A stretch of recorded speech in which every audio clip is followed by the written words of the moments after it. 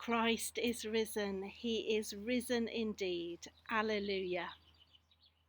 Welcome to this, our special Easter edition of St Giles Together in Spirit, Series 1 and now Episode 4.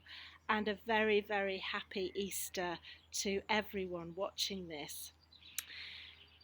How moving it has been, particularly in this year, to walk through Holy Week with Jesus to the cross at a time when more than ever we are living in that tension of the now and the not yet, of desolation and loss before the dawning of new hope.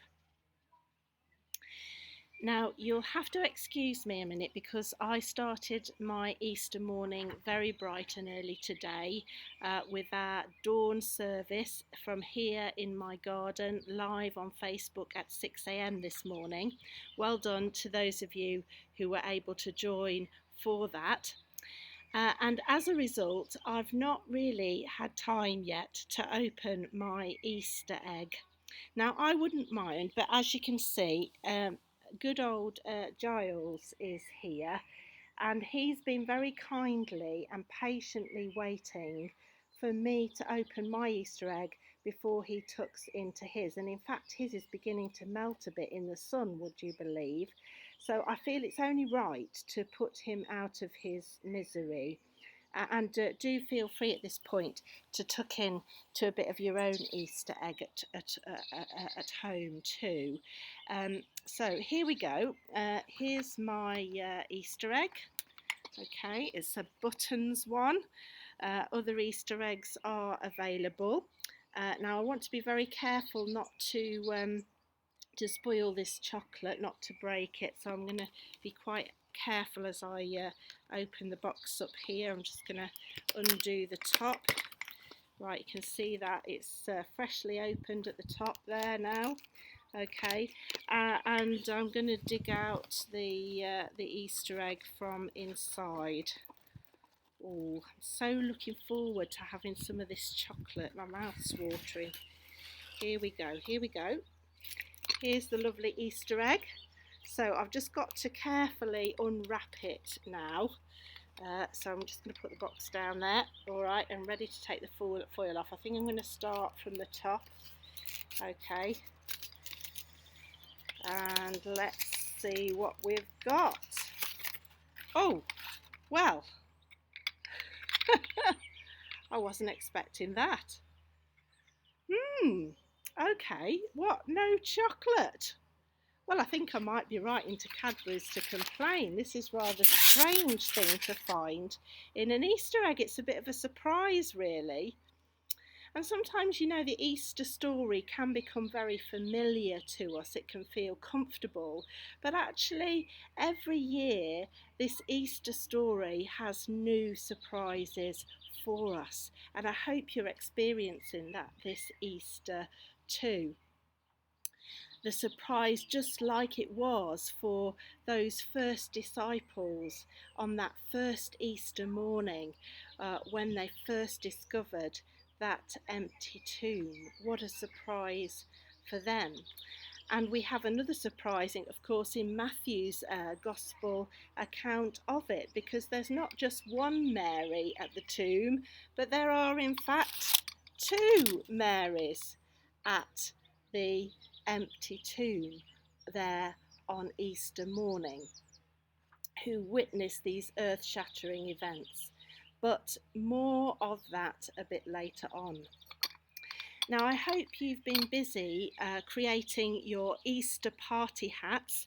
Maybe you're wearing yours now, and please, like you did for the Creative Crosses, which was brilliant, send in photos and put them on Facebook. We'd love to see those. Now, I have to admit to running out of time this week to do a lot extra on my hat. But this one that I'm wearing is particularly special to me. It was hand knitted by one of the teachers. Her name was Nicha, who I used to work with when I was helping to run childcare centres in Thailand. And Nicha gave me this hat as a gift when I was preparing to leave Thailand to come back here to the UK. And she said it's to keep you warm, Ajahn Gail. Because the Thais were all too aware of the chillier climate here. I don't suppose she would ever have imagined me wearing it in bright sunshine in my garden on Easter Day, but there we go. This Easter marks exactly 10 years, in fact, since I left Thailand.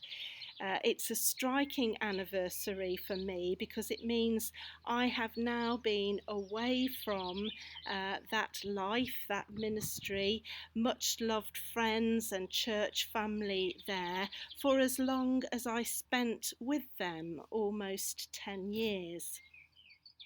I reflected this week on how that period of being so far distant from my family here in the UK has perhaps helped me to adjust rather more easily to the current sadness we all have of not being able to get together with loved ones, not being able to see them, to greet them, to touch them, something I'm sure would normally have been a feature of today's Easter celebrations for most of us.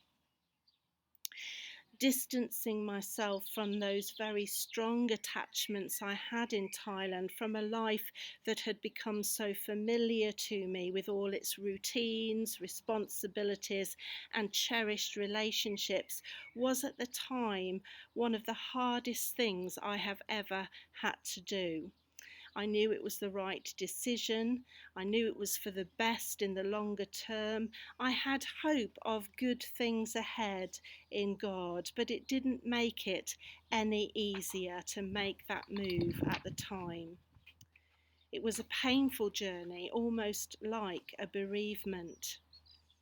But of course, now, 10 years on, I can see the fruit of that decision, both for me and for those I left behind.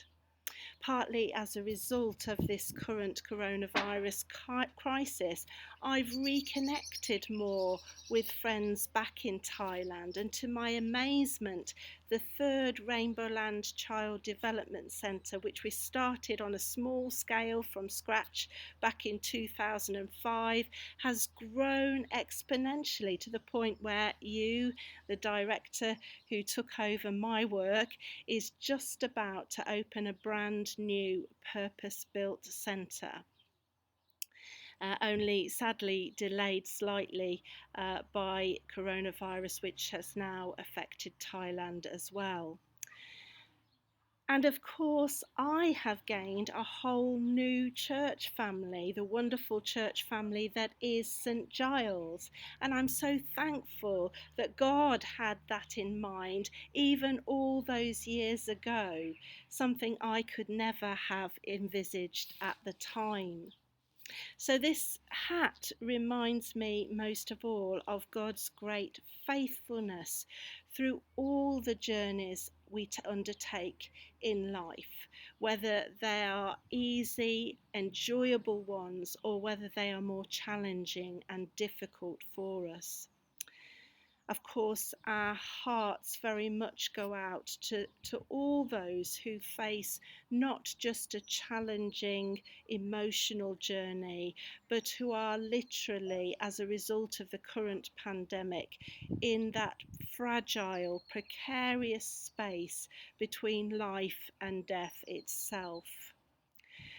Our hearts go out too to their families who have to stand with them from a distance which I'm sure must feel the equivalent of thousands of miles. Though it may be small comfort at a time when God may feel absent or silent to some, as Easter reminds us, this is a journey God in Jesus has walked through himself, taking on board both the physical and emotional pain of isolation in order to bring about death's ultimate defeat and the opening up of an eternity safe in God's keeping. We do indeed find such a mixed bag of emotions in our gospel reading today. I wonder when the last time was that you felt that very peculiar combination of both intense excitement and intense fear at the same time. Maybe it was taking an exam or your driving test, maybe on getting married or having a baby, maybe on your retirement, or perhaps like me, when strapped to the back of someone who is just about to leap out of an aeroplane at height to enable you to do a charity tandem parachute jump. We may be experiencing that rather unnerving combination of emotions at the moment, at once enjoying some of the new opportunities this enforced confinement affords us, whilst perhaps also feeling fearful about the now and what is ahead in terms of our or our loved ones' health, livelihoods, incomes, and futures. Easter is certainly about joy, but it also contains a good amount of references to feelings of fear. Matthew's Gospel is no exception. After their agonising, enforced confinement and waiting through that Sabbath day that must have felt to them like an eternity, the number of women who set out at first light with spices prepared to lovingly embalm Jesus' battered, bruised, and crucified body varies across the different gospel accounts. Matthew includes two, Mary Magdalene and the other Mary, who mark names as the mother of James and Joses, two of Jesus' disciples. Our newspapers and other media have rightly been keen to remind us that behind all the daily statistics around COVID confirmed cases, and sadly, of course, deaths as well, there is a face, a name, a story, a life, a network of treasured relationships, a unique and irreplaceable identity. And these two women set out in deep sadness, grief, and doubtless too in fear. They know, for example, that the tomb is being guarded by Roman soldiers, part of that very institution that had put Jesus to death in such a cruel way. They place themselves at great personal risk in identifying themselves so openly and publicly with this outcast figure, considered a rebel against the Roman state and the religious authorities of the day. But step out they do to provide the most intimate care with trembling hearts and hands, even at a time when everything seems lost. And at first their fears are amplified by an earthquake and the sudden appearance of an angel who, combined with a lightning bolt, knocks the Roman guards for six, rather like a bowling ball thrown at full force with such accuracy that it knocks down everything in its path. Matthew is at pains to illustrate how earth-shattering this news truly is. The very earth and creation itself are shaken to their very core. Life will never be the same again. Whatever was normal before has to give way to a new normal, which includes the dead being raised. He is not here, for he has risen. And what's more, Jesus is already on the move, going ahead to Galilee, the very place where his whole ministry first began, to prepare a new ministry, a new adventure, a new assignment and beginning for his beloved friends, the disciples. Go therefore, he will say to them, and make disciples of all nations, and behold, I am with you always to the end of the age. But Jesus stops along the way. He never forgets the women and others who have followed him so faithfully, who have been the last to leave the agony of the foot of the cross and first on the scene to offer a compassionate care at deep personal cost. He stops. He makes time for them, moments specially for them, memories specially for them. He ensures they don't just receive this wonderful message second hand, even if via angel delivery. No, he must and he will meet with them personally. And behold, Jesus met them and said, "Greetings." Never could a simple greeting of welcome meant so much as on that day. It literally knocks the two women off their feet. The one they had come to serve serves them, leaving them in no doubt at all that the unbelievable is to be believed, that the impossible has been completely redefined, and that yes, he is alive. And that is how Jesus still longs to this very day to meet with each one of us, to offer us his greetings, his love, his welcome, his saving rescue, so that we too can find that joy of worshipping the risen Saviour and the Lord of life, who in his absence from the tomb becomes then present to us in the fullest, most assured and most enduring way possible. Have we then met with him? Will we meet with him again, or maybe for the first time today? I really and truly hope so. Amen.